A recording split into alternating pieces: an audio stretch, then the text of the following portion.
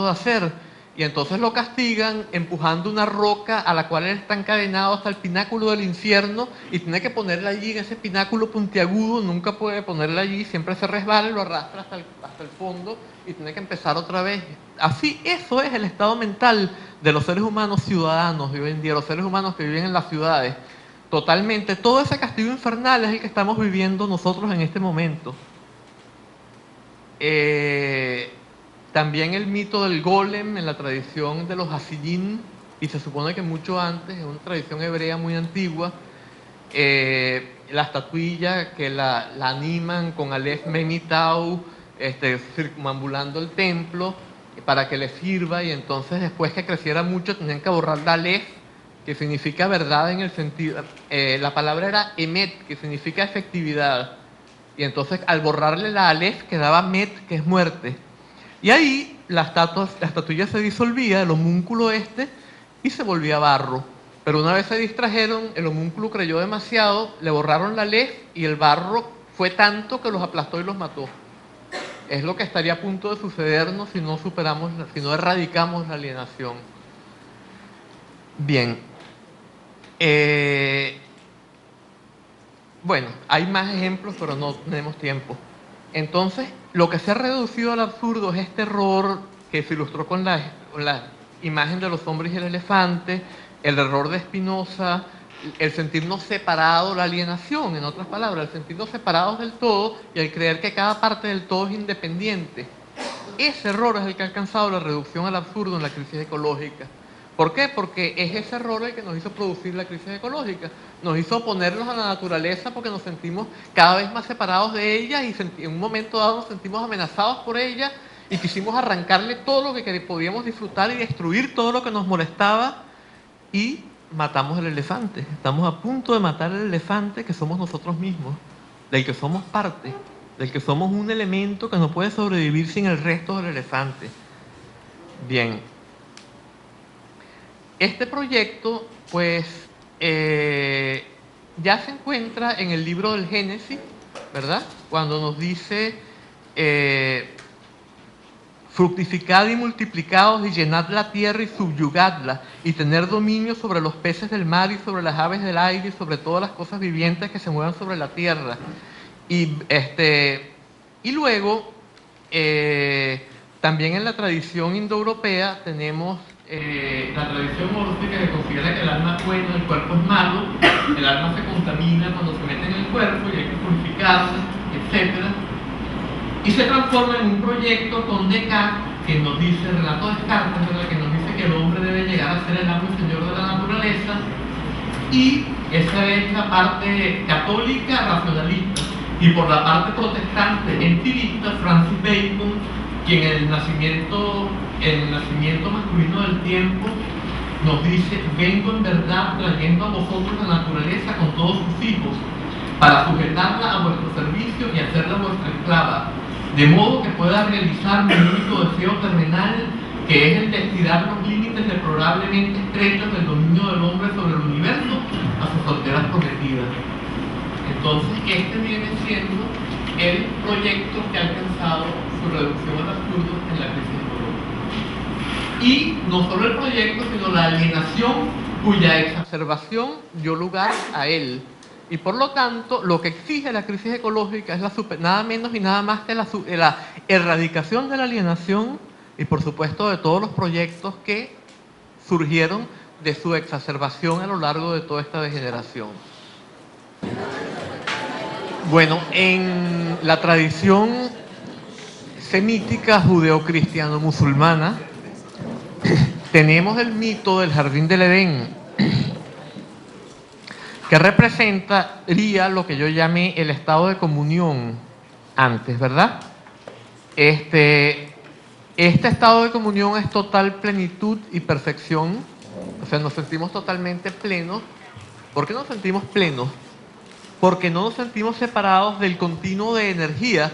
Primero que nada, no nos sentimos incompletos. ¿Por qué? Porque nos sentimos incompletos cuando nos sentimos separados de lo que somos en verdad, que es la totalidad. Entonces sentimos la ausencia de la totalidad. Cuando nos sentimos que somos un alma separada del continuo de energía, que es absoluta plenitud porque no tiene ningún espacio vacío, sentimos carencia de plenitud. Y siempre vamos a estar tratando de llenar esa carencia de plenitud sin jamás lograrlo, porque todo lo que ponemos en ella lo que hace es aumentarla más, porque sentimos que tenemos más carencia, que la carencia, mientras más cosas tratamos de utilizar para llenarla, más grande estamos sintiendo que es la carencia automáticamente. Por lo tanto, por esa vía jamás la vamos a llenar. ¿Y por qué perfección? Porque no hay autointerferencia, porque no hay control dualista. No estamos con una parte de nosotros controlando a otra que nunca la va a lograr controlar perfectamente, siempre va a estar tratando de corregir la acción y siempre va a crear imperfección. Desgraciadamente no me da tiempo de contar el poemita del 100 pies ni las cosas que yo normalmente utilizo para ilustrar esta imperfección, ¿no? Bueno, esto va con la ausencia de trabajo. Los pueblos del Paleolítico no conocían el trabajo. Los cazadores, pescadores y recolectores tienen unas 2 o 3 horas, máximo 3 horas en climas favorables de actividad al día para procurarse el alimento, pero no es trabajo, porque son actividades que hoy en día la gente que trabaja utiliza para divertirse. O sea, la caza, la pesca y la recolección son actividades con las cuales la gente se divierte hoy en día, no son cosas que la gente siente que sean trabajo. Y no son todos los adultos todos los días los que realizan esas actividades, sino una parte de los adultos. Una parte de los hombres pesca y caza, una parte de las mujeres recolecta leña o vegetales, etc. Y de eso viven todos y el resto del día no hacen nada. Y sin hacer nada no se sienten mal. Cosa que no sucede en la explicación que yo di antes de la rueda. ¿Recuerdan lo que dijimos? Que cuando nos acostumbrábamos al placer dejaba de ser placer, se volvía sensación neutra y al cabo de un rato nos rebelábamos contra la sensación neutra y pensábamos que era aburrimiento, etc. No, estos seres son capaces de pasar casi todo el día sin hacer nada, sin molestarse por eso, están bien con eso. Hay un norteamericano que comentaba la actitud de los indígenas en las colas, que tenían que pasar un día entero haciendo colas en oficinas del gobierno. Y decían, los occidentales cuando hacen estas colas están... En cambio los indios están así. Y pasan, después de un rato se dicen 3 palabras y después siguen así. Nosotros no somos capaces de esto. ¿Por qué? Porque estamos mucho más avanzados en el proceso de degeneración que lo que estaban ellos. O sea, la alienación nuestra está muchísimo más avanzada. Bien. De hecho, hay un mito de los Mobuti, que son unos pigmeos en África, que es interesante porque quizá, según este mito, podríamos pensar que incluso la caza y la pesca son ya efectos de la caída. La idea es que la caída se produjo cuando un indígena, cuando un Mbuti mató un animal, un ciervo, y para ocultar su crimen se comió la carne. Y desde entonces se empezó a comer carne y se empezaron a matar cada vez más animales. Bueno, eso es un mito, pero quién sabe si no tenga algo de verdad. Nosotros, si nos ponemos a analizar las dietas de los hombres del Paleolítico, la cantidad de carne que se comía era relativamente muy poca en proporción a los demás alimentos, ¿no? Claro que se comía carne, evidentemente, pero no era el alimento principal. La carne es un complemento de proteínas, pero comida en exceso es dañina, más bien, ¿no? Bien.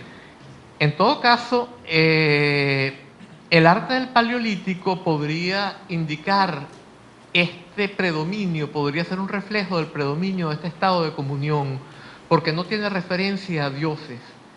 En la tradición, la interpretación positivista del arte del Paleolítico, se nos dice que esto era una cuestión mágica, que se representaba, por ejemplo, el bisonte, porque al representarlo se atrapaba el alma del bisonte y esto iba a permitir que los cazadores lo atraparan. Pero esto se abandonó totalmente a raíz de las investigaciones de Leroy-Gauguin, André Leroy-Gauguin, y también su discípula Annette Laman Amperer, ellos llegaron a la conclusión de que lo que había allí era una visión religiosa, pero que no tenía referencia a dioses, en la cual lo sagrado estaba en la naturaleza, y lo que se representaba allí era la polarización de un principio único que representaba lo sagrado, la polarización al estilo yin-yang, como en el taoísmo, que está el Tao, que se polariza en yin-yang, pero tanto el yin como el yang son manifestaciones del Tao, que es lo sagrado y que no está más allá del mundo. Esta terminó imponiéndose, esta tradición. Ya no hay prácticamente nadie que vea el arte del Paleolítico de otra manera. Esto es algo que está aceptado ya universalmente. Y en esta tradición apareció el etnólogo Jacques Cauvin, un francés también. Bueno, no, pero vamos a echar primero esta parte de acá. En el mito tenemos el famoso ejemplo de que Adán y Eva comieron del árbol del conocimiento del bien y el mal. Esto se puede entender muy bien en términos de la etimología de la palabra alemana que significa juicio.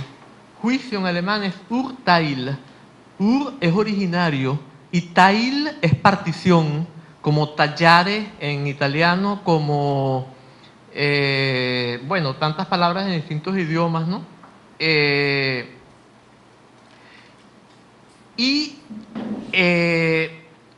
juicio es lo que divide. Para enjuiciar yo tengo que sentirme separado de aquello que estoy enjuiciando. Y al enjuiciar, enjuicio como bueno o como malo, como grande o como pequeño, como bonito o como feo. O sea, el juicio es el que introduce las divisiones. Y por lo tanto, comer del árbol del conocimiento del bien y el mal, que es el juicio, representaría la partición originaria que produce la alienación. La alienación es esa partición. La conciencia se siente separada del universo físico. Esa es la partición originaria. Esa partición, entonces, produce el castigo de ganarse el pan con el sudor de la frente. Ahora vamos a tratar de entender cómo se produce este castigo y por qué. Y entonces aquí es que entra Jacques Cauvin, el que yo mencioné antes. Había, acerca de la aparición de la agricultura, antes de Cauvin imperaban las interpretaciones ecológicas de personas estudiosas como Louis Binford y Ken Flannery. Ellos planteaban que fue el sobreconsumo cuando la población creció en un lugar, se consumieron demasiado las piezas de caza, pesca y recolección, y esto produjo una escasez de estas piezas que hizo que los seres humanos tuvieran que cambiar su forma de vida, y era la única manera como se podía explicar que los seres humanos cambiaran una forma de vida en la cual no había trabajo por una forma de vida que era juego y que era toda plenitud, etcétera, por una forma de vida que exige trabajar 10 horas al día ganándose el pan con el sudor de la frente, ¿verdad? Jacques Cauvin se dio cuenta de que en los sitios donde apareció la agricultura, antes de la aparición de la agricultura, pero no mucho antes, aparecieron las primeras representaciones de dioses.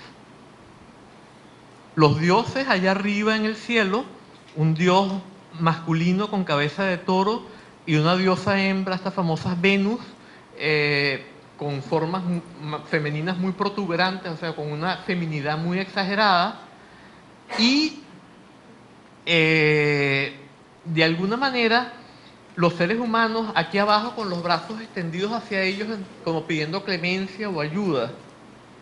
Entonces él dice, bueno, qué curioso que hayan aparecido estos dioses primero y luego aparece la agricultura. Tiene que haber una relación. Entonces vamos a ver qué pasa con las teorías ecológicas. Y se fue a hacer un estudio de fósiles con carbono 14 y métodos más modernos que el carbono 14 para fechar estos fósiles y ver en el periodo en que apareció la agricultura se habían disminuido y también los fósiles humanos, se había aumentado la población humana, habían disminuido la cantidad de piezas de caza, pesca y recolección. Y llega a la conclusión de que la población humana no había aumentado y la cantidad de piezas de caza, pesca y recolección no había disminuido. Entonces, ¿cómo se explicaba? Pues por la mutación psicológica que se expresa en el arte en la aparición de las primeras divinidades. Esa es la tesis de Jacques Cauvin, ¿no? Y es bien interesante esto porque fíjense ustedes, nosotros pensamos que los seres humanos deben haber llegado a la sobrepoblación en algún momento por motivos de este tipo, pero los seres humanos primitivos tienen anticonceptivos que muchas veces son más efectivos que los anticonceptivos que tenemos aquí en Occidente, o sea, que nos ha dado la civilización occidental, mejor dicho, la civilización del norte de Occidente. Los indígenas del Amazonas tienen anticonceptivos naturales, se estudiaron en Brasil, y en particular hay dos pueblos que nos dan un ejemplo bien claro de la efectividad de estos contraceptivos. Son, por ejemplo, los Muria, en el actual estado de Assam, en el norte de la India, y los llamados trobriandeses en las islas que les pusieron los franceses Trobriand, porque ese fue el nombre del almirante o capitán que las descubrió, entre comillas, ¿no? A los que vivían allí los descubrieron. Bueno,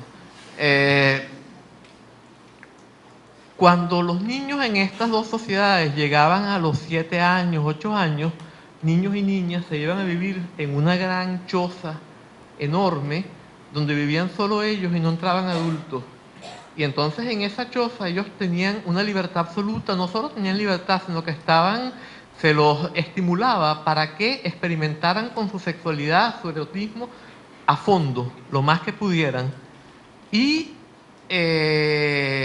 bueno, incluso en una de las dos comunidades, no recuerdo cuál, creo que era entre los Muria, había un mínimo de supervisión. Si un niño dormía varias noches seguidas con la misma niña, lo multaban, porque se los estimulaba a que experimentaran lo más posible con variedad, pues. Bien, y después cuando salían de allí a los 17 años, más o menos, ellos ya se encontraban que se llevaban bien con alguien y se casaban, entre comillas, ¿no? Porque no es que había un ritual de matrimonio, sino que se iban a vivir con esa persona y tenían hijos. Cuando las niñas salían de allí a esa edad, después de haber tenido tanta actividad sexual tan intensa, entre los Muria alrededor del 1% había tenido hijos. Digamos, 1% de las niñas había tenido algún hijo. Y entre los trobriandeses, entre el 2,5% y el 3%. Eso es un mejor método, o sea, evidentemente que los contraceptivos que tenían eran más eficientes y menos dañinos. No había todos los efectos secundarios que producen los anticonceptivos que se usan en estas sociedades. Bien, además de todo, no había medicina, había animales salvajes, no había bueno, si la medicina, ¿hasta qué punto ayuda? Hay un libro de Iván Illich que se llama Némesis Médica, y yo tengo toda una bibliografía de libros que cuestionan la medicina, pero no nos metamos en eso. En todo caso, vamos a leer lo que dice Coban. El arte refleja allí, aparentemente, un evento de carácter psíquico. Lo sagrado no está ya a nivel del hombre, sino por encima de él. Esto se traduce en la creencia en una entidad suprema que puede tener forma humana o animal, mientras la humanidad de aquí abajo estará en adelante volcada hacia ella por el esfuerzo de la oración que expresan los brazos elevados hacia el cielo.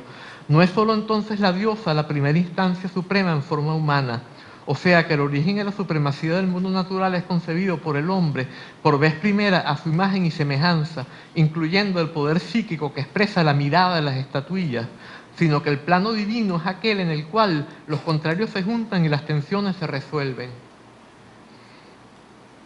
Bien, entonces fíjense ustedes, cuando teníamos acceso al estado de comunión, cualquier conflicto que experimentáramos se resolvía porque entrábamos en el estado de comunión, y para que haya conflicto tiene que haber dos fuerzas que se creen separadas y se enfrentan así o así. Ese es el conflicto. Cuando las dos fuerzas se dan cuenta de que son un mismo principio, de que yin y yang son el Tao, pues no puede haber enfrentamiento, se resuelven automáticamente las tensiones. De eso es el principio de una enseñanza tibetana que se llama Dzogchen, ¿no? Relajación de las tensiones. ¿Por qué? Porque se rompe el dualismo. O sea que vivencialmente es así, eso me consta. Génesis del trabajo, entonces, ¿de dónde surge? ¿Por qué surge el trabajo también? ¿Por qué surge la creencia en los dioses? Bien, cuando no podemos resolver los conflictos aquí abajo, entonces esperamos que después de la muerte vamos a entrar en el estado de comunión ese ilimitado, ¿verdad? en el cual no puede haber conflictos, y también entonces queremos que algún Dios que vive en ese cielo donde vamos a ir después de la muerte nos ayude a resolver nuestros conflictos aquí abajo. Es muy sencillo. Y el trabajo entonces, ¿por qué? Porque ya no podemos permanecer sin hacer nada, lo que dijimos antes. Si estamos sin hacer nada nos aburrimos, y es tan terrible estar tremendamente aburrido, y si no me creen hagan la prueba. Un fin de semana, enciérrense en su cuarto sin saber meditar ni nada por el estilo, y sin televisión, sin libros, sin nada absolutamente que hacer, encerrados en el cuarto. Y pasen el fin de semana, que es apenas 2 días, o si quieren hacerlo más largo, 2 y medio. Y van a salir desesperados de allí, viendo ver tratar de hacer cualquier cosa afuera, desesperados. Porque es peor estar sin hacer nada que estar haciendo algo todo el tiempo. O sea, van a desear estar aquí en la universidad haciendo lo que hacen normalmente, si hacen este experimento. De la misma manera, ellos prefirieron estar trabajando la tierra 10 horas al día que estar sin hacer nada enfrentando el aburrimiento, a raíz de esa pérdida del estado de comunión, ¿no? Bueno, este sería un primer momento, ¿no? Ahí, para eso que yo tenía originalmente el ejemplo de las plumas de ganso y todas estas cosas que ya dijimos. Bien. Este es el primer momento del libro del Génesis, ¿verdad? Adán y Eva. Después vienen Caín y Abel. Son los hijos, ¿verdad? Y Caín y Abel representan 2 tipos de religiosidad teístas explicados en términos de la dinámica de la sombra en Jung. Vamos a ver un poquitito de estos, ¿no? Eso lo vamos a explicar brevemente, no podemos extendernos mucho porque tenemos el tiempo limitado, pero un mínimo. En particular, hay esta señora Ryan Eisler. Ella escribió un libro que se llama El cáliz y la espada, y alguna gente lo ha criticado un poco, incluso otras ecofeministas lo han criticado, pero yo he leído todas las críticas y hay algo que se sustenta y es incriticable. Y es que hay 2 tipos de pueblos que tienen 2 tipos de religiosidad. Cuando aparecieron los dioses en lo que acabamos de explicar, y a raíz de esto apareció el trabajo como un esfuerzo, pues junto con ello aparecieron 2 tipos de dioses. Algunos pueblos tenían ya estos dioses, pero eran dioses que servían como un símbolo también para recuperar el estado de comunión.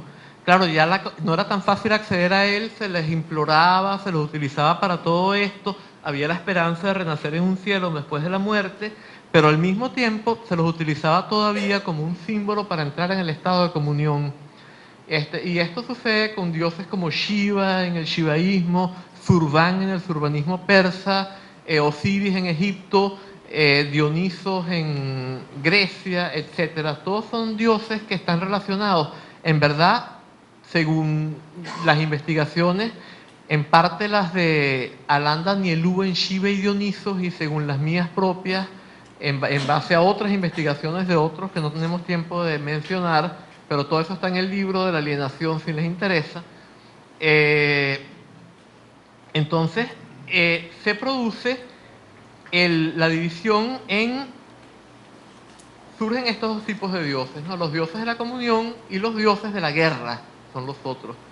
El cáliz es el símbolo de la comunión, la espada es el símbolo de la guerra. De ahí viene el título de la obra de Ryan Eisler. Y los pueblos que en Eurasia, en ese gran continente que llamamos Eurasia, que mucha gente cree que Europa es un continente y Asia es otro, porque los europeos se sienten distintos de los asiáticos, inventaron que Europa era un continente. Yo no he encontrado todavía el límite entre Europa y Asia, pero bueno. Allí fueron los pueblos que otro autor que se llama James DeMille llama saharasiáticos, del desierto de Sahara y Asia. O sea, son los pueblos del desierto del Sahara. Recuerden que la primera violencia aparece en el Valle del Nilo, ¿verdad? Que no es Eurasia, pero está relacionado. Eurasia-África, digamos.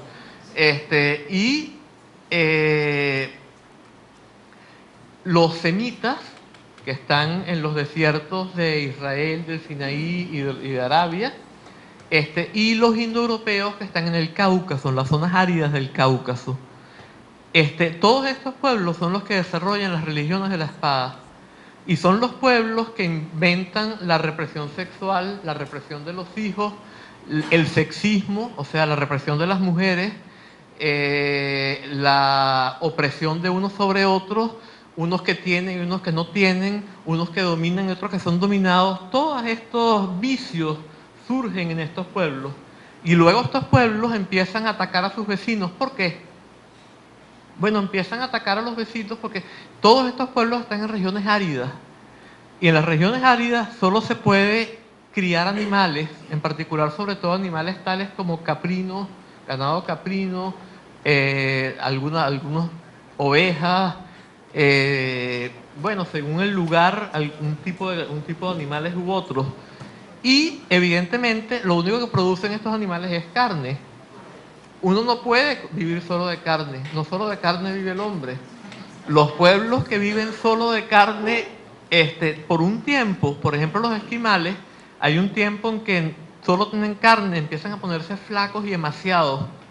¿Por qué? Porque para asimilar la proteína de la carne hace falta también sustancias que son de origen vegetal. Entonces ellos tienen el imperativo de ir a atacar a otros pueblos para robarles entonces, bueno, primero que nada ellos están siempre matando animales, matando. No les es tan difícil ir a matar a otros hombres para robarles lo que ellos tienen, entonces también. Entonces es muy fácil. De ahí viene también la represión sexual, el sexo se vuelve malo. ¿Por qué? Porque entonces en estas incursiones van y violan a las mujeres después de que matan a los hombres. Y en esa orgía de sangre, ahí es que violan a las mujeres. Es evidente que que es malo lo que están haciendo. Entonces se vuelve la idea de que la sexualidad es mala, de que el impulso erótico es malo como ellos lo están haciendo, evidentemente. Y entonces cuando empiezan a cada vez atacar más a los demás, porque empiezan a crecer también, y llega un momento en que deciden que mucho más cómodo sería invadirlos y dominarlos.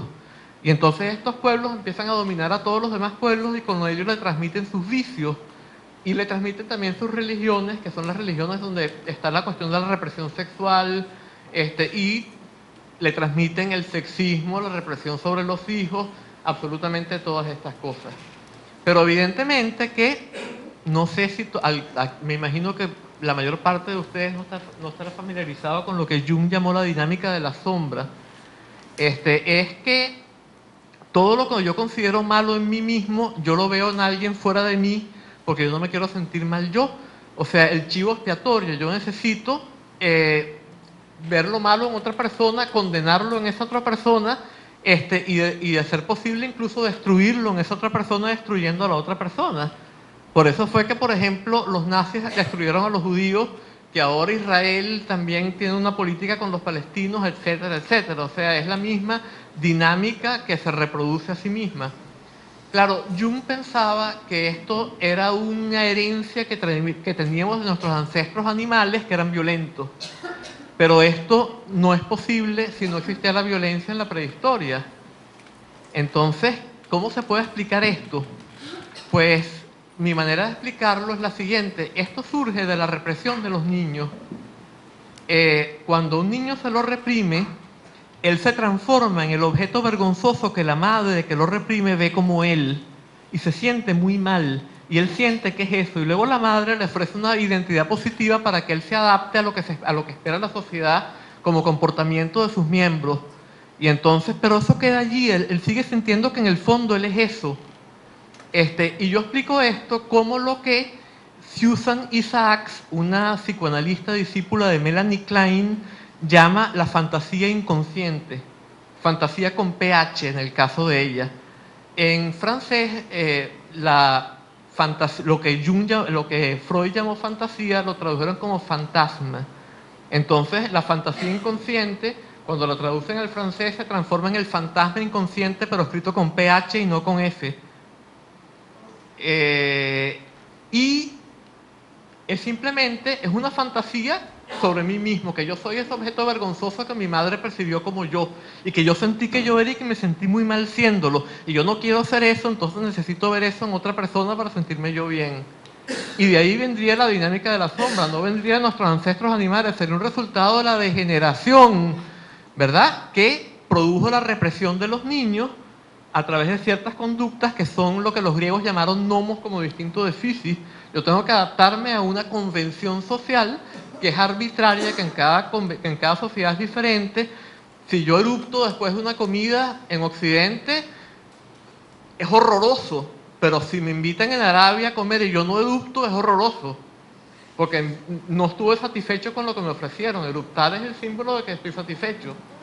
Entonces, ¿es bueno o es malo eruptar? Depende de la convención, pero uno siente que por naturaleza es malo aquí en Occidente, y allá siente que es bueno, ¿no? Eruptar es bueno cuando uno tiene gases, y es malo cuando uno no tiene, evidentemente, ¿verdad? Eso es lo que sería por naturaleza. Bien. Y estas religiones sahara-asiáticas son las que introducen los dualismos ontológicos y epistemológicos, ¿no? Mente-cuerpo, sujeto-objeto, naturaleza-cultura, y así sucesivamente. Y estos son los que teóricamente tenemos que deconstruir, porque son las bases teóricas de todo lo malo, o sea, las bases teóricas de la alienación. La alienación viene primero y después esta teoría la justifica y dice, no, esto no es alienación, esto es así porque hay un dualismo que es verdadero, un dualismo ontológico, y no es alienación, esto es como es la realidad.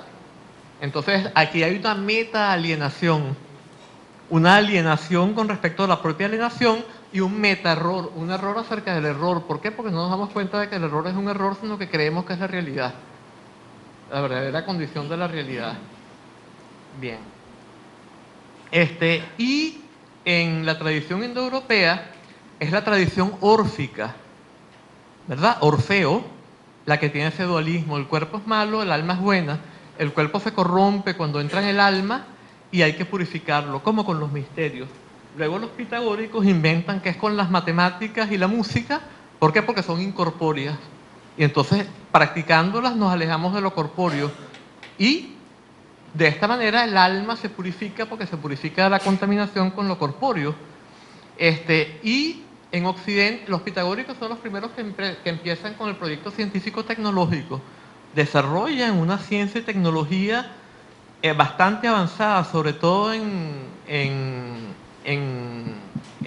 Alejandría, en Egipto. Pero en general, por todos lados donde estuvieron, ¿no?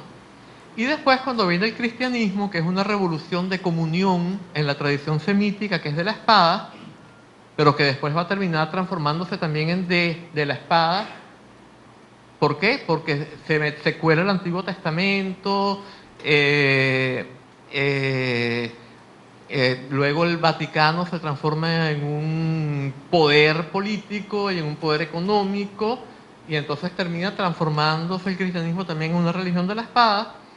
Kepler y Galileo, otra vez tenemos aquí el protestante Kepler y el católico Galileo, igual que antes cuando hablamos de Descartes y Bacon, ¿verdad?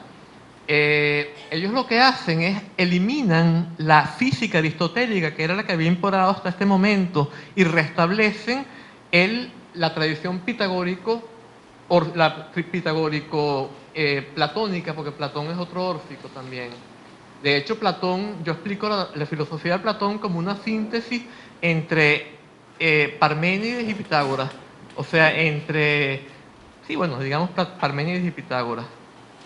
Eso está en parte en ese libro, pero también en otros. En Estética Primordial y Arte Visionario también está, que es un libro que le voy a regalar a esta universidad, junto con Individuo, Sociedad, Ecosistema, que es el otro que habla de la visión degenerativa de la historia. Eso los tengo, se me olvidó traerlos hoy. Los tenía ya en donde me estoy quedando para regalarlos hoy, pero se me quedaron. Bien. Entonces, fíjense ustedes, Kepler mezcló a Platón y Pitágoras con la religión semítica que él profesaba, que era el cristianismo semitizado, ¿no? Y él dijo, las ideas de las cantidades han estado en Dios por la eternidad, ellas son Dios mismo. Eso es Platón, Pitágoras, ¿no? Después, él concluyó, primero que nada, que los 5 poliedros regulares pitagóricos dictaban la estructura del universo, reflejando el plan divino por medio de la geometría. pero al calcular mejor propuso que las relaciones entre la distancia de los 6 planetas que se conocían en su época podría entenderse en términos de los 5 sólidos platónicos encerrados dentro de una esfera que representaba la órbita de Saturno, y con eso calculó todo. O sea que era un órfico pitagórico, y fueron los que desarrollaron el proyecto de la revolución en contra del cristianismo, que fue la revolución de la ciencia. Y bueno, en todo caso, Galileo, por su parte, es el que hace la revolución cuantitativa, acaba con la física, con la ciencia cualitativa, y todo tiene que ser medido en cantidades. Esto lo dice, esto de Galileo lo dice Fritjof Capra, el físico que escribió varios libros, El Estado de la Física, The Turning Point, El Punto Crucial, ¿sí? En otro libro que vino después, que se llama, bueno, se me fue el nombre en este momento. Bueno, tenemos entonces que con esto el proyecto de la modernidad surge con el mito de la ciencia. Y es interesante porque ya Georges Sorel, él fue un anarcomarxista, o sea, combinó elementos de marxismo con elementos del anarquismo, y es un autor extremadamente importante para mí, yo lo considero sumamente importante. Lenin lo criticó terriblemente, Mariátegui lo rescató en Perú, etc. Hay gente que ataca a Mariátegui porque rescató a Sorel, no nos metamos en ese rollo. Pero en todo caso, Sorel habla del mito de la ciencia. Dice que la ciencia no es más que un mito como todos los demás, pero es un mito que exige que nosotros creamos que hay algo que es ella, que no es un mito. Que la ciencia es lo contrario del mito, y el mito radica en eso, en que hay algo que es la ciencia que es contrario al mito, cuando en verdad la ciencia es un mito que exige que se crea que ella no es un mito. Y eso es lo que hace que el marxismo tenga que llamarse científico, socialismo científico, ¿verdad? Y eso es parte simplemente porque en la época de Marx y Engels el mito de la ciencia imperaba a tal grado que por eso tuvieron ellos que hacer que las cosas fueran científicas para que fueran verdaderas, porque en la ciencia estaba la verdad. Y si no eran científicos, entonces ellos eran unos utópicos como los socialistas utópicos de antes, y nadie les iba a hacer caso. Bien. Ya no necesitamos eso, tenemos que deslastrarnos de esas cosas. La revolución que hay que hacer hoy en día no tiene que tener esas ideas de ese tipo, ni mucho menos. Tenemos que reconocer que la ciencia no es más que un mito, porque ese mito está acabando con el mundo.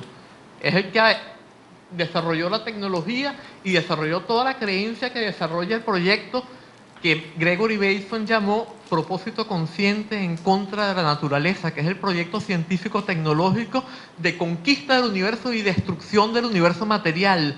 Acabar con aquello que era despreciable para los pitagóricos, para los órficos, para Platón, que es el mundo físico. Paradójicamente, los neoplatónicos atacaban a los maniqueos y a los gnósticos en general, por eso mismo, porque decían que ellos eran así, o sea, la dinámica de la sombra, ¿no? El neoplatonismo viene siendo un pseudomonismo, porque en el fondo siempre la materia está fuera de lo uno, es algo externo a lo uno, es donde el brillo de lo uno se acaba y no llega. Y puesto que lo uno es el bien, la materia es el mal. Entonces, en última instancia, lo corpóreo viene siendo malo, es el mismo dualismo, solamente que disfrazado de monismo. Bueno, no tenemos tiempo de entrar en eso, también lo encuentran en el libro de la alienación si les interesa. Bien, bueno, si quisiéramos entrar en la demistificación de la ciencia, hay mucho en el libro esto, pero ya Hume dijo, por ejemplo, que era ilegítimo sacar leyes a partir de la observación empírica, porque la observación empírica se basa siempre en un número limitado de casos, y nunca podemos inferir a partir de un número limitado de casos leyes que sirvan para todos los casos posibles, porque no sabemos si uno de los casos que no observamos es justo el que lo va a contradecir. Entonces hoy en día los posmodernos lo llaman la ley de Hume. Ya no hablan de una teoría de Hume, ya lo llaman la ley de Hume. El mismo Popper, que no es ningún ludita de esos que destruían la tecnología, siguiendo a Locke en Inglaterra, ni nada por el estilo, ¿verdad? Dice que de cualquier teoría lo que se hace, toda teoría no se llega por inducción, sino que a uno se le ocurre y después la trata de demostrar con la experimentación. Pero que en verdad la experimentación nunca demuestra una teoría, ¿verdad? Si ningún caso nosotros observamos que contradiga la teoría, la tenemos que aceptar como verdad probable, pero no como verdad verdadera, como verdad definitiva, sino que es probable que eso sea cierto hasta que llegue un caso que la compruebe que no es cierto. Bueno, eso va con mucha otra gente. En Espíritu y Naturaleza, en la sección Todo Escolar Sabe, Gregory Bateson coincide con esto, pero no creo que nos dé tiempo de leerlo, porque ¿a qué hora fue que empezamos, Carlos? 9. No vamos a leerlo. Para que quede tiempo para las preguntas y respuestas luego. Bueno, en todo caso, Bateson dice que las ciencias refutan hipótesis, pero nunca las prueban.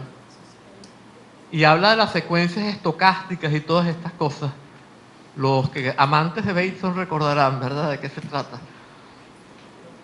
Bien, sin embargo, esto tampoco es totalmente correcto, porque las observaciones de los científicos, para poder demostrar que algo, para poder descartar absolutamente algo, tendrían que estar libres del condicionamiento por las expectativas de los científicos, que dependen de lo que ellos creen. Y eso nunca sucede. Ya Gastón Bachelard, en un libro bastante viejo, de la primera mitad del siglo XX, ya muestra claramente cómo las expectativas de los científicos siempre condicionan sus investigaciones y determinan la forma como hacen el experimento y todo para encontrar lo que ellos quieren encontrar. Y hoy en día ya todo el mundo acepta, está el famoso cuento de Edgar Morin, quien es uno de los grandes exponentes de esto, siguiendo a Bachelard. Él echa el cuento de una vez que él iba manejando un auto y entonces una bicimoto iba pasando y un auto se comió la luz verde, la luz roja. En Venezuela se dice se comió la luz, no sé aquí. Pasó la luz, ¿sí? Y se llevó al velomotor por el frente, a la bicimoto por el frente, ¿no? Le dio así. Bueno, él se bajó para atestiguar porque él había sido siempre socialista, etc. Y entonces cuando se acerca y ve, el de la bicimoto está diciendo, sí señor, yo reconozco que yo me comí la luz y le di a usted por un lado cuando iba pasando, no tiene que pagarme nada. Yo soy el que tengo que pagarle a usted y no llame al tránsito. Y él se queda boquiabierto y se va a ver y el golpe lo tiene el carro de lado y la bicimoto por el frente. Lo que él vio, lo vio al revés. ¿Por qué? Porque él tenía la ideología socialista que lo hacía querer proteger al más débil y lo que percibió lo percibió al revés. Entonces, ¿cómo podemos nosotros creer que los científicos van a percibir la realidad? ¿Qué es la realidad? Nietzsche dijo, no hay hechos, solo interpretaciones, y esto también es una interpretación. Bueno, entonces el mito de la ciencia definitivamente es tan mito que Paul K. Feyerabend, que inventó la cuestión de la epistemología anarquista, no anarquista político, sino epistemológicamente. De hecho, él no es nada anarquista políticamente, parece que él simpatizó con las juventudes hitlerianas cuando era muchacho. Pero en todo caso, desarrolla esta llamada epistemología anarquista y él termina concluyendo que la verdad de las ciencias no es mayor que la de otros sistemas, tales como la magia y la brujería. Bueno, y de hecho, habíamos hablado del golem. El historiador de la magia, Julien Tondriot, dijo que el golem fue la representación de las aspiraciones que había abrigado la Edad Media. Y ese golem no es otro que la tecnología. Ese muñequito de barro que animamos no es otro que todos los útiles tecnológicos con los cuales tratamos de dominar el universo, pero en vez de dominarlo lo que hacemos es destruirlo y mecanizarnos a nosotros mismos y transformarnos en objetos a nosotros mismos y transformarnos en autómatas. Bueno, El paradigma moderno, el mito de la ciencia y el desarrollo del capitalismo son una misma cosa. No son tres cosas distintas. Son una y la misma cosa. Porque todos comparten la misma racionalidad. Y es esa racionalidad la que determina todo este proyecto. Por esto, cuando se trató de hacer el socialismo en la Unión Soviética y todo esto, compartiendo esa racionalidad, no se llegó a ningún socialismo, sino a una deformación, lo que Castoriadis llama una deformación burocrática del capitalismo de Estado. En Holzwege, Los Caminos de Bosque, en el texto ¿Para qué poeta?, Heidegger, no es santo de mi devoción, pero en este punto tuvo un descubrimiento importante, ¿no? Yo peleé muchísimo con Heidegger, además de que me cae muy mal, era nazi, bueno. Escribe lo siguiente: también el humano querer puede ser solo, esto es lenguaje, esto es jerga heideggeriana, es un poco chocante, pero también el humano querer puede ser solo al modo de la autoimposición, si previamente obliga a que entre todo en su reino sin pasarlo por alto. Para este querer todo se convierte de antemano y por lo tanto de manera irrefrenable en material de la producción que se autoimpone. La tierra y su atmósfera se convierten en materias primas. El hombre se convierte en material humano uncido a las metas propuestas. La instalación incondicionada de la autoimposición por la que el mundo es producido, intencional o deliberadamente, en virtud de un mandato humano, es un proceso que nace de la esencia oculta de la técnica. Es sólo a partir de la época moderna cuando comienza a desplegarse esa esencia como destino de la verdad de lo ente en su totalidad, mientras que hasta ese momento sus manifestaciones e intentos dispersos habían quedado presos en el extenso ámbito de la cultura y la civilización. La ciencia moderna y el Estado totalitario, en su calidad de resultados necesarios de la esencia de la técnica, son también su consecuencia. Lo mismo se puede decir de los medios y formas empleados para la organización de la opinión pública mundial y de las representaciones cotidianas del ser humano. No solo se objetiva técnicamente lo vivo para su dominio y utilización, sino que el ataque de la física atómica a las manifestaciones de la vida como tal se encuentra en pleno esplendor. En el fondo, la propia esencia de la técnica debe entregarse en manos de la producción técnica. El Estado totalitario no es solamente el Estado de los que no hacen elecciones. El Estado totalitario puede ser al estilo de 1984 de Orwell, que fue el tipo de Estado totalitario que ha predominado en el nazismo, en el estalinismo, o puede ser por el estilo del Mundo Feliz de Aldous Huxley, que es el que ha predominado en las democracias capitalistas, no las democracias burguesas. En el seminario de Zúrich, Heidegger nos dice: esta provocación de la naturaleza, a no ser más que un objeto, caracteriza el comportamiento fundamental de la técnica y en él reposa toda la ciencia moderna. La ciencia física moderna no es más que el desarrollo del despliegue de la técnica, del cual todavía sabemos muy poco. No es posible superar la técnica con la moral. La técnica no es ni simplemente ni en primer lugar solo algo humano. La técnica es en su desarrollo una especie muy precisa de apertura del ser, por el cual hace falta, destino del ser, que el hombre de hoy pase. Pero él no entendió que hacía falta que pasáramos por eso para que se redujera al absurdo del error que está en su raíz y entonces pueda erradicárselo para que podamos volver otra vez a una reintegración con la naturaleza producida por la reducción al absurdo del error, de la alienación, y de esta manera se pueda restituir el estado de comunión, ¿verdad? Esta es por lo menos mi manera de ver las cosas. Herbert Marcuse, quien sintetiza elementos de Heidegger con pensamiento marxista y elementos de psicoanálisis, aprovecha muy bien este aspecto del pensamiento heideggeriano cuando dice: el método científico que conducía a una dominación cada vez más eficiente de la naturaleza, después proporcionó también tanto los conceptos puros como los instrumentos para una dominación cada vez más efectiva del hombre sobre el hombre a través de la dominación de la naturaleza. Hoy la dominación se perpetúa y amplía no solo por medio de la tecnología, sino como tecnología. y esta proporciona la gran legitimación a un poder político expansivo que engulle todos los ámbitos de la cultura. En este universo, la tecnología proporciona también la gran racionalización de la falta de libertad del hombre y demuestra la imposibilidad técnica de la realización de la autonomía, de la capacidad de decisión sobre la propia vida. Pues esta ausencia de libertad no aparece ni como irracional ni como política, sino más bien como sometimiento a un aparato técnico que hace más cómoda la vida y eleva la productividad del trabajo. La racionalidad tecnológica, en lugar de eliminarlo, respalda de ese modo la legalidad del dominio, y el horizonte instrumentalista de la razón se abre a una sociedad totalitaria de base racional.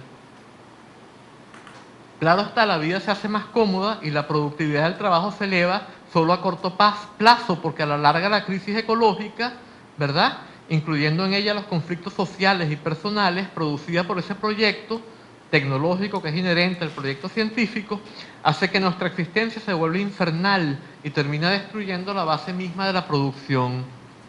Esto también lo reconoce Marcuse, ¿no?, quien nos dice: lo que estoy tratando de decir es que la ciencia, por virtud de su propio método y conceptos, ha proyectado y promovido un universo en el que el dominio sobre la naturaleza ha permanecido vinculado al dominio sobre el hombre.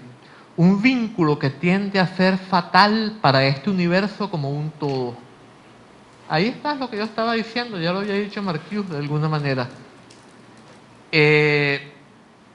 Por supuesto, esto no significa que hay unos planificadores que son hombres libres. Los planificadores han sido maquinizados por esta dinámica de maquinización y no son más que autómatas reproduciendo la automatización de todos los demás. Y no son ellos mismos unos dominadores que dominan a otros. Es un poco también lo que plantea Michel Foucault cuando dice que, aunque ejercen el poder, no lo poseen, pues este último invade a todos los miembros de la sociedad, pasando por ellos y a través de ellos y apoyándose en ellos para sostenerse. Entonces la ingeniería social nos hace asimilar inadvertidamente la contradicción entre ella misma y el ideal democrático por medio de un doble constreñimiento normalizador. Esto es un concepto de Gregory Bateson, lo tradujeron al español como doble vínculo, eso es un error. Al francés lo tradujeron como double contrainte. El significado en verdad es doble constreñimiento, te dan dos obligaciones, dos órdenes, dos constreñimientos, no dos vínculos, dos constreñimientos. Bind significa las dos cosas, significa vínculo y constreñimiento. Entonces te dan dos órdenes contrarias, a veces en dos niveles de comunicación diferentes. Por ejemplo, la madre te dice: ven y bésame. Y cuando el niño la va a besar, ella a lo mejor tiende temor al aspecto sexual que pueda tener el contacto, y entonces da una orden paraverbal de no te me acerques. Y entonces el niño se para y entonces la madre te dice: ¿por qué te detienes? ¿No me quieres? Entonces la culpa de ella se la pasa a él, lo usó como chivo expiatorio. Y este es un ejemplo muy tonto que puede pasarle a cualquiera, pero hay ejemplos de esto que hacen que el niño se vuelva lo que llaman esquizofrénico, según la teoría de Bateson, Haley, Johnson y Wigland, ¿no? Bueno, ellos hablan del doble constreñimiento patógeno, que es y el doble constreñimiento terapéutico, y dan como ejemplo en el budismo zen, varios ejemplos del budismo zen. Uno de ellos es cuando el maestro zen levanta un palo y dice: si me dices que esto es un palo, te caigo a palo. Si me dices que esto no es un palo, te caigo a palo. Y si te quedas callado, te caigo a palo. ¡Di! Bueno, Bateson no se dio cuenta de que hay un tercer tipo de doble constreñimiento, que es el que yo llamo normalizador, que es cuando el que te da te impone el doble constreñimiento no tiene mucha culpa, se engaña a sí mismo muy bien, tiene una gran facilidad de autoengaño, de modo que no siente culpa. Y entonces te obliga a creer que tú haces por ti mismo lo que estás haciendo porque él te lo impone. Te obliga a asumir, tú crees que voluntariamente, lo que él te está imponiendo. Te impone dos órdenes contrarias, sin que, por ejemplo, tú tienes que hacer esto, pero no lo tienes que hacer, tú lo haces por ti mismo. Eso es lo que normaliza y lo que hace que uno entre en el bueno, esto es lo que de esta manera es como se produce el mundo feliz de Huxley. O sea, esto es mucho más efectivo que el constreñimiento violento impuesto desde afuera.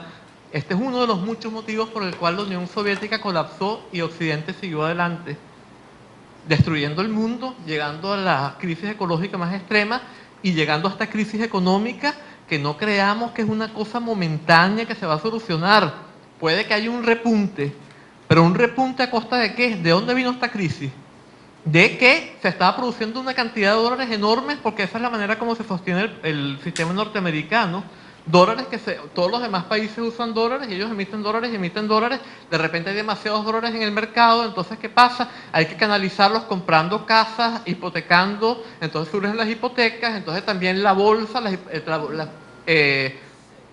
las acciones de bolsa se vuelven cada vez más caras, se crea una burbuja financiera, una burbuja hipotecaria, y las burbujas tarde o temprano revientan, entonces tarde reventó la burbuja. ¿Y cómo lo están solucionando? Con un paquete de dólares y miles de millones y millones y millones de dólares, haciendo exactamente lo mismo que dio origen a la crisis, pero multiplicado por la enésima potencia, elevado a la enésima potencia. Entonces puede que esto rescate por un momento la cuestión, pero los constreñimientos ecológicos son demasiado fuertes también y lo están rescatando con la misma dinámica. La crisis es que cualquier repunte va a ser momentáneo y lo que va a venir después va a ser tremendo, muchísimo peor que cualquier cosa que se hayan imaginado ahorita y que cualquier cosa que se haya vivenciado en este momento. Así que no creamos que esta crisis es una cuestión coyuntural que va a pasar. Como dije, puede que repunte, pero por poco tiempo, y lo que va a venir después, cualquier cosa que se hace por hacerla repuntar, va a producir una burbuja mucho peor, muchísimo más gigantesca que las que reventaron en esta crisis. Entonces ya no van a ser las crisis repetitivas del capitalismo, sino la crisis final del capitalismo. Pero no solo del capitalismo, sino del proyecto moderno, del proyecto tecnológico, absolutamente de todo lo que se ha ido desarrollando, y en última instancia de la alienación, que es lo que está detrás de todo esto. La reducción al absurdo de la que ya hablamos, ¿no? Manifestándose por estos medios. En esta universidad se habla, Mónica estaba leyendo su tesis de maestría, que fue justamente sobre el funcionamiento de esta universidad, y hablaba de que no se diferencia entre medios y fines, sino que los fines son los medios son los fines. Bueno, justamente esta diferencia entre medios y fines, que es lo que está en la base de la ingeniería social de la que ya estábamos hablando, ¿verdad? Que se utiliza como doble constreñimiento normalizador, y que es lo que hace el mundo feliz. Vamos a leer lo que dice Gregory Bateson comentando la ponencia de Margaret Mead en el Congreso de Ciencia, Filosofía y Religión de 1941 en Nueva York. Él dice: el aporte de la doctora Mead consiste en que ella, fortalecida por el estudio comparativo de otras culturas,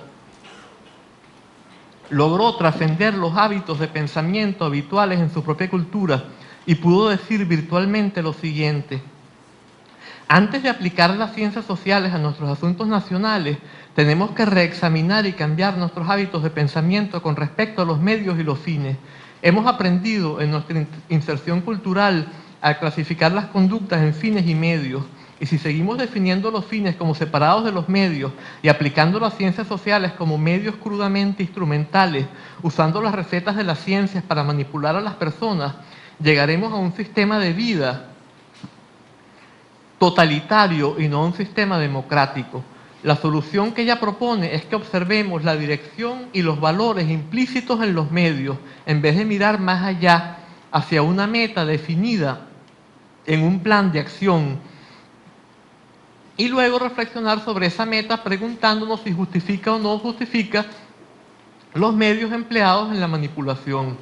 Tenemos que descubrir el valor de un acto planificado, un valor que está implícito en el acto mismo y que se realiza simultáneamente con él y no por separado, en el sentido de que el acto derive su valor de la referencia a un fin o meta futura.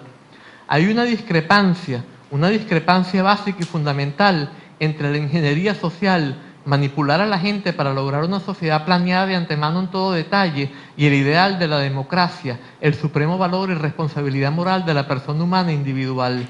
Los dos temas contrapuestos, ese es el doble constreñimiento normalizador, los dos temas contrapuestos han estado implícitos por mucho tiempo en nuestra cultura. La ciencia ha tenido tendencias instrumentales desde antes de la Revolución Industrial, desde sus comienzos. Ciencia y tecnología son indivisibles desde el comienzo, como Marcuse lo vio. Y el énfasis en el valor del individuo es aún más antiguo. La amenaza de conflicto entre ambos ha aparecido solo recientemente, con el aumento de la conciencia del tema democrático y del énfasis puesto en el mismo, y la simultánea difusión del tema instrumental. Finalmente, el conflicto es ahora una lucha de vida o muerte acerca del papel que deben jugar las ciencias sociales en el ordenamiento de las relaciones humanas. No es exagerado decir que el conflicto ideológico tras la Segunda Guerra Mundial es acerca del papel de las ciencias sociales. Vamos a poner las técnicas para manipular a la gente y el derecho a usarlas en manos de unos cuantos individuos planificadores orientados hacia objetivos predeterminados y hambrientos de poder, para quienes la instrumentalidad de la ciencia tiene un atractivo natural. Ahora que tenemos las técnicas, ¿vamos a sangre fría a tratar a la gente como cosas? ¿O qué vamos a hacer con esas técnicas? Los planificadores ignoran que en la manipulación social los útiles no son martillos ni destornilladores, o a lo mejor en el fondo lo saben, pero con su doble constreñimiento normalizador no quieren darse cuenta, se engañan a sí mismos muy bien. Un destornillador no es afectado seriamente cuando en una emergencia lo usamos como cuña, y la visión de la vida que tiene un martillo no será afectada porque usemos su mango como simple palanca. Pero en la manipulación social nuestros útiles son gente, y la gente aprende y adquiere hábitos que son mucho más sutiles y todo abarcadores que el truco que les enseña el planificador. Donde encuentren ciertos tipos de contexto, tenderán a ver este último como si estuviese estructurado en términos de una pauta familiar anterior. El planificador podrá derivar una ventaja inicial de los trucos aprendidos por el niño, pero el éxito final de su plan puede ser destruido por los hábitos